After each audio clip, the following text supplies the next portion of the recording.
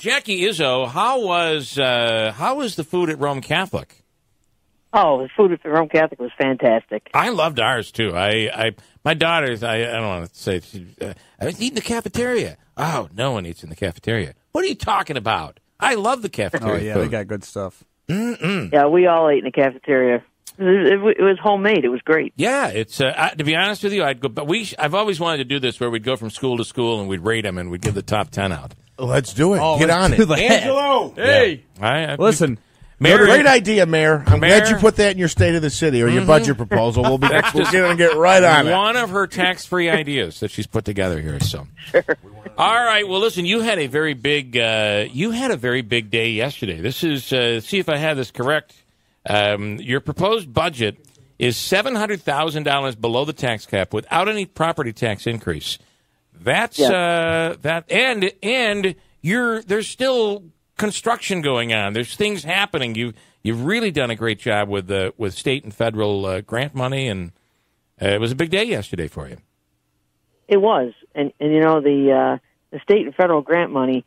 We do have to plan for that because usually you've got to take a short-term note until all the reimbursement comes back. So that does hit your capital, it hits your debt service. Mm-hmm. But more importantly, it's the planning for the debt service, not just in 19, but we look out to 20 and 21. We're trying to keep it at an even level so that we're not going too far over any year. So that's important because that's how you start to build your budget. Yeah. Once we have our capital plan in place, we can move on to the operating budget, and it becomes better. The other thing that we're doing a lot of preventative maintenance that really was not done before, and we're phasing projects in our municipally owned buildings and doing a lot of this work in-house. We have some very talented people scattered throughout our city departments. We're getting a lot of work done. We're fixing a lot of our infrastructure that we let go for a number of years. Well, have you seen any of what has happened in the village of Ilion? That water, they're in pretty much crisis mode at this point. And there is a lot, and we talked about this with one of the council people down there the other day. There's just a lot of, and this is in municipalities all over the country, but specifically in the Northeast, where you don't want to raise taxes, so you just keep kicking that can down the road till all of a sudden you have brown water, and you're able to pull this off and still maintain a no property tax increase. I mean that's the problem though, is you can't be kicking the can at the same time you're saying you're not going to raise taxes. Right. You have to be including in your plans infrastructure improvements. I feel very badly for what's happening with Ilion's water. Right here, we've put over $30 million in our water filtration plant, and we're still continuing. We've got dam work to do at filtration as well as wastewater. We're putting quite a bit of money in there. And at some point, we were able to stabilize our water and sewer rates this year as well. There's no increase to those either. But we are getting critical work accomplished while we're doing that. If we weren't, I would not hesitate if we had to raise the taxes a little bit. Well, I think that this is the thing, as we said, that Northeast infrastructure is old. It's something that people have to accept, that if we don't fix this stuff, you will have no property value because without water, without proper sewer lines and everything else, your property values just tank.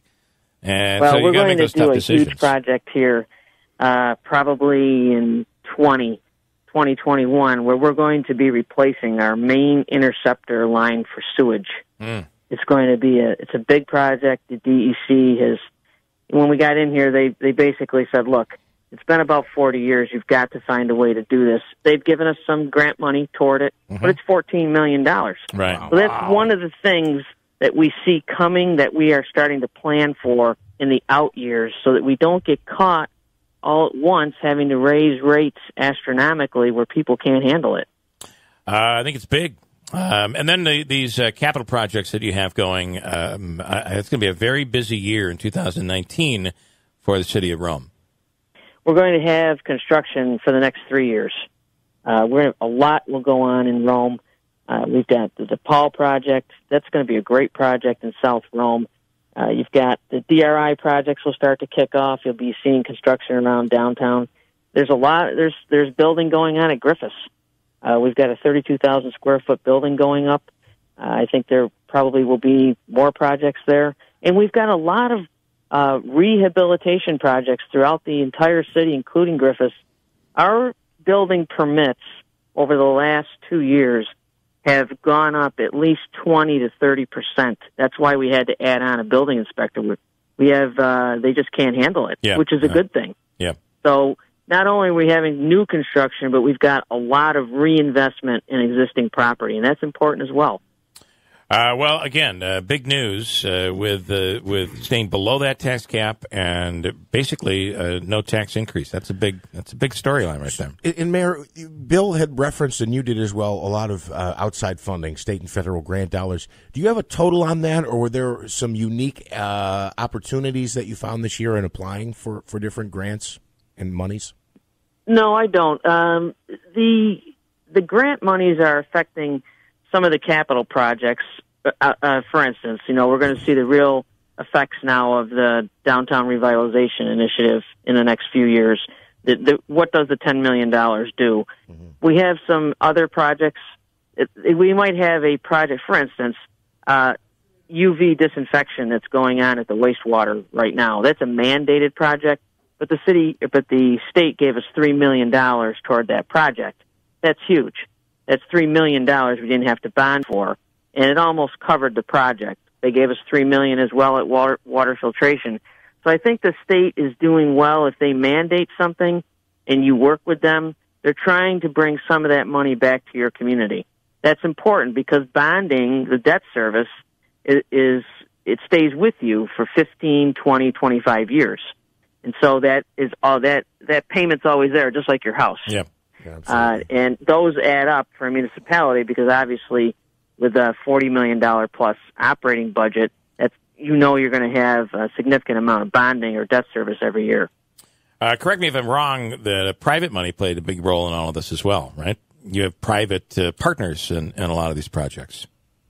Well, when we put our DRI together originally, when we applied, all of our projects, even the municipal ones that are in that plan, everyone had to have equity. If you couldn't produce equity, unfortunately, we didn't take your project because we didn't want just to take the state money toward a project and then that was the end of it. Everybody's got to make investment, and what we're hoping is that $10 million should be reinvested 2 or 3 times more. We ought to get 30 or 35 million out of that by the time that we're done. And everybody's done a great job. And the city is obligated as well. For instance, at City Hall, where we're doing a big project between the City Hall and the green, we will have to replace the windows in City Hall, which have not been replaced since the building was built, because that's going to be one of our contributions, our equity contributions toward the DRI money that came to us for the project. Got it. At the Capitol Theater, $2.5 million going in there, but they're also going to spend another $2 million of their own. So those are the types of projects that we looked for. All right. Well, it's pretty big, and now your Common Council, your council has until the end of October to approve the budget. Yes, and in Rome, so as in Utica as well, it's a strong mayor form of government. So the councilors only are involved in certain aspects of the budget. They're not involved in any of the personnel side of it. They can look at the equipment.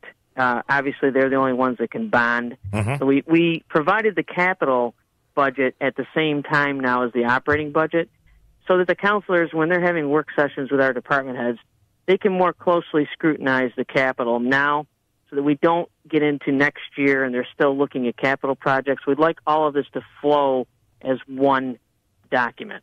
All right. Certainly makes sense. Mayor Izzo, as always, we appreciate it. And let's see what happens over the next 30 days here. Congratulations on the budget proposal. Well, thanks very much, and have a great day. All right. Mayor Jackie Izzo in the city of Rome. Got a break.